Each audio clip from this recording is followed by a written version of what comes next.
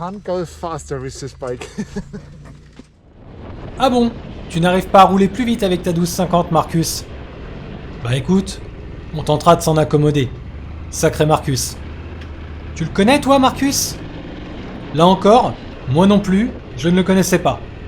Et pourtant Marcus, c'est pas n'importe qui. C'est un ancien athlète de haut niveau, médaillé olympique de snowboard dans les années 2000. Pour ce qui est de la pratique qui nous intéresse, celle de la motocyclette, il n'est pas débutant non plus, puisqu'il est instructeur moto pour BMW Motorrad en Allemagne. Avec Marcus, on avait discuté ensemble le samedi, il est super sympa. Je l'avais vu avec la GS 1250, et bien entendu, c'était la seule présente. Je suis très fan de cette moto, et venir faire un rallye cassant comme le Dinaric Rally avec ça, je trouvais ça fun et quelque peu couilleux. Pour ma part, si tu te souviens bien, je n'ai plus de roadbook et je suis donc obligé de suivre un ou des concurrents. En plus, ce matin, on s'est levé à 5h car on devait passer la frontière bosnienne, l'étape 4 étant la plus longue de la semaine, 469 km. Du coup, hier soir, j'ai été voir Marcus en lui expliquant mon problème. On avait roulé un peu ensemble le mardi, il m'avait vu rouler et inversement. Quand je lui ai demandé si ça le tentait qu'on fasse l'étape ensemble et que je le suive, j'ai senti que l'idée lui plaisait. It could be fun, qu'il m'a dit. Il ne s'était pas trompé. Par contre, hier soir, je m'étais pris une évidence en pleine face. Les blessés se multiplient et ça en devient impressionnant. Un pilote a passé des heures dans le coma, les camarades s'arrêtent pour secourir des mecs qui viennent de se casser les épaules. Moi-même, je croise à plusieurs reprises des concurrents blessés en train d'être secourus. Je ne compte plus ceux qui ont les côtes cassées, les tibias, les malléoles.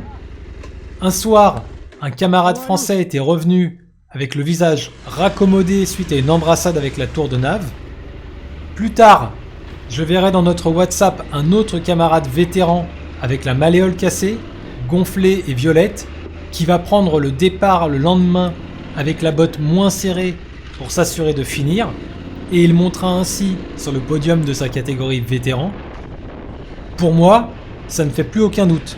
Ici, on est chez les fous. Pour être franc avec toi, moi tout ça, ça me refroidit sérieusement.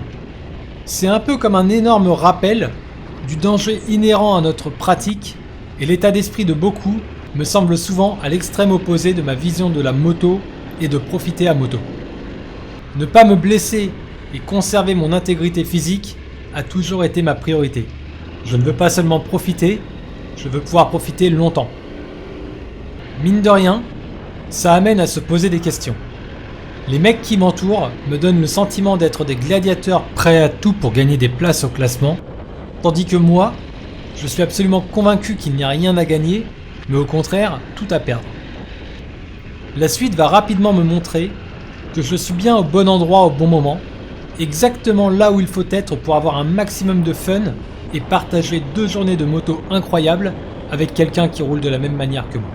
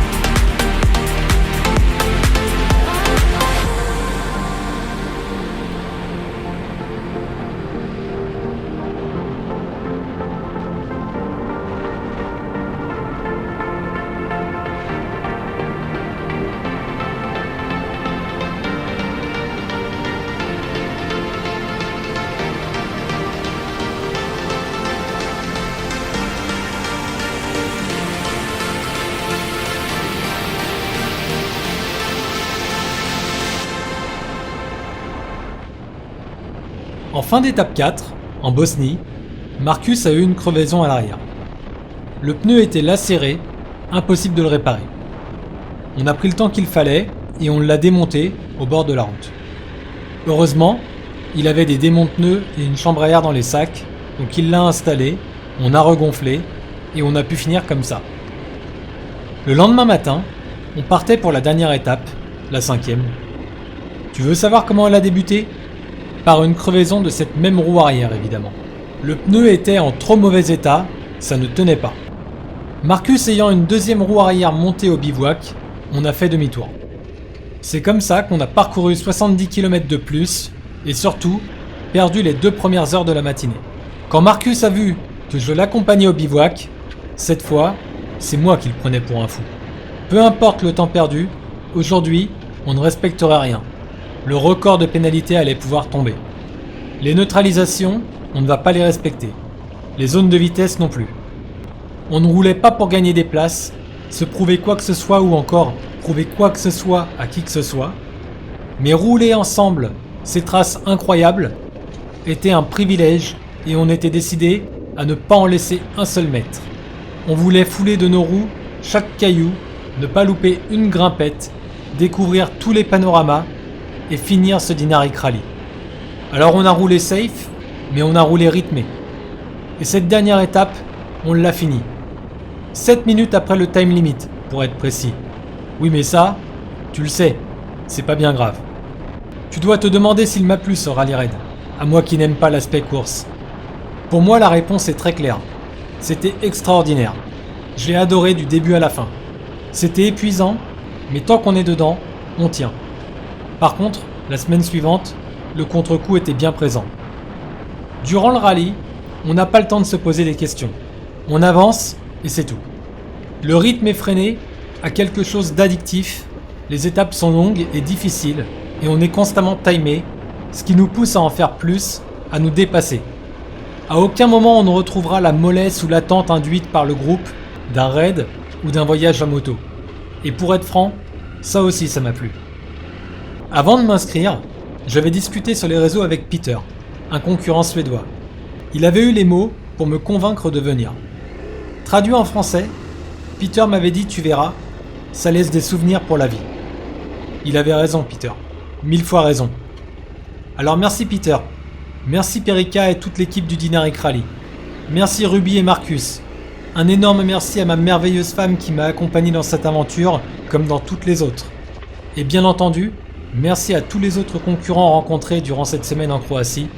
Vous m'avez laissé d'incroyables souvenirs pour la vie.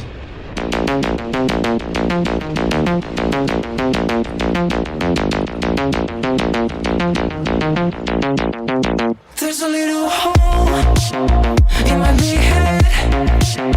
I like to watch the white floor turn red. I like to look at myself from the outside. No signs of life, so step aside. There's a little pity